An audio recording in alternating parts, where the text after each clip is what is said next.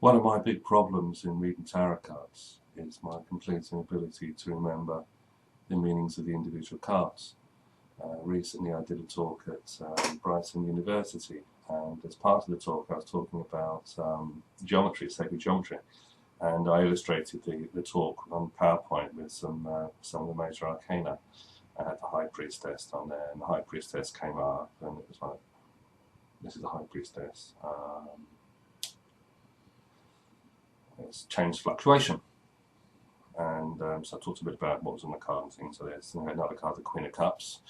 And it's like, Queen of Cups, it's sort of a blonde woman, being bluish, not much to say really. And it kind of went on like this, these individual cards and, you know, things in the cards I was talking about. But actually, I was really hopeless. It looked like a complete amateur reading the cards. The way I do read the cards is in groups of 3. And I use the opening the key spreads where you cut the cards into 4 piles, and then go up and turn the piles over and fan the cards out. And I did a reading recently for a lady. She was about 40 years old, and on the cups pile she had like 5 of cups, something like this. When I looked at her hands, it was clear that she's going through this big spiritual development kind of thing, but she's very reluctant to embrace all these sort of things. And then I turned over to the future pile, and the top card was something like the 5 of Swords, something like this. It was a bit of a downer, you know. It wasn't exactly like, oh wow, great, fantastic, let's do stuff. And the disaster card like the 5 of Cups, which is you know. And all the other cards were in that future pile, were really good. So the top card was like, why am I bothering? And all the rest of them were really brilliant. And it was like very much this idea of they had the Temperance or the Art card, and the Sun, Success, the Fortune card, all these cards that you could see that she has kind of a brilliant future coming up for herself. But it just wasn't kind of clicking. And you know, it's like a level of fear or something. And she pointed to, she just sort of zeroed in on a few cards in the spread. I've seen these cards in the spread, but because there's, you know, it's like 20 cards that are fanned out at the bottom, and there are 3 of them that weren't so good. I kind of ignored them because in the context of the reading, they didn't seem very much.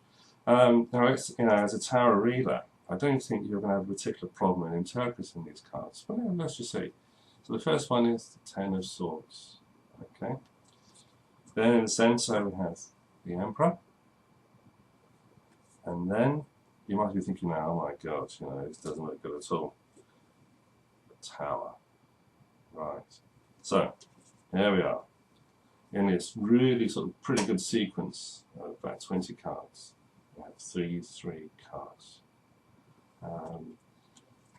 The Emperor obviously represents a father or father figure or someone like this. The 10 of Swords, there's a breakup, and the Tower is like something really disastrous is happening. A pretty easy interpretation of those 3 cards is death of a father, problems in the business or something, or a boss. You know, it's kind of pretty disastrous. It's hard to make anything kind of positive. Yet I didn't feel, when I saw these cards, that there was a lot wrong. So she asked me about them. I said, well, you know, it's kind of, you know, it's usually about some problems with an older man or father figure, because her husband was with her boyfriend, probably boyfriend actually, and he definitely, I said, well, it's definitely not him. She kind of laughed.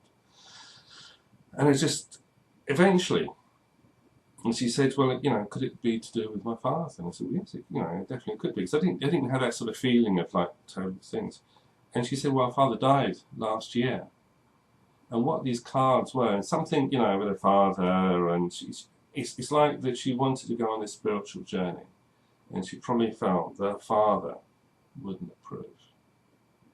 So, and these are the future cards. Now, the clue is kind of in the tower card, there we are, which is often represents things from the past. So actually what these cards represented for her was the loss of her father, and the feeling that she couldn't move on her spiritual journey because he wouldn't approve.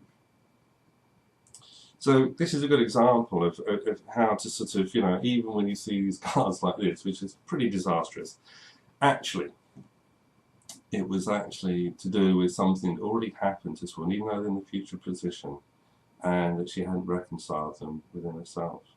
So, to be honest with you, I wasn't actually even going to bother looking at these cards because they didn't seem that important to me. They were to her because of the fact she hadn't moved on. And it's really funny because as soon as we sort of discussed this and talked about the idea of where her father is, and you know, and all of us, if you lose someone like our parents or grandparents or someone like this, someone close to us in the family, the best way is always to perceive them in your heart, because if you do that, then they're closer to you in real life, except of course like grandparents, parents, they can't give you money because they're not here anymore. But it's just this closest connection. And you just suddenly sort of a body language sort of changes. It was immediately sort of like, oh wow, that's great, you know, I can deal with these sort of things. And she suddenly could sort of see her spiritual destiny, her path, all these things that were there when I first looked at her hands and looked at her cards, suddenly all came into focus. So, you know, are these cards as bad as you think? In one sense, yes, but in another sense, they're not at all.